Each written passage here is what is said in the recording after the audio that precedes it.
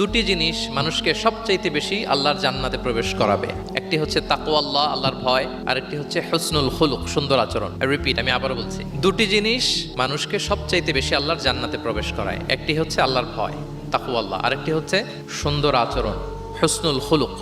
এখানে বলা হয়নি যে নামাজ মানুষকে বেশি জান্নাতে প্রবেশ করাবে, রোজা প্রবেশ করাবে, যাকাত করাবে, হজ করাবে, এমন কিছু বলা হয়েছে না। বরং সুন্দর আচরণ মানুষকে বেশি জান্নাতে প্রবেশ করায়। আমরা অনেক সময় ইসলামের এই এসেন্সটা ধরতে পারি না। দেখবেন যে খুব নামাজি কিন্তু খিটখিটে মেজাজের লোক, খুব নামাজি স্ত্রীর সাথে খারাপ আচরণ করে, খুব আল্লাহওয়ালা প্রতিবেশীর সাথে ঝগড়াঝাটি, খুব নামাজি মানুষ কলিগের সাথে সম্পর্ক ভালো নাই। এরকম লোক আমাদের সমাজে আছে না নাই বলেন? তার মানে ইসলামের যে ট্রু এসেন্স এটা ধরতে পারে নাই।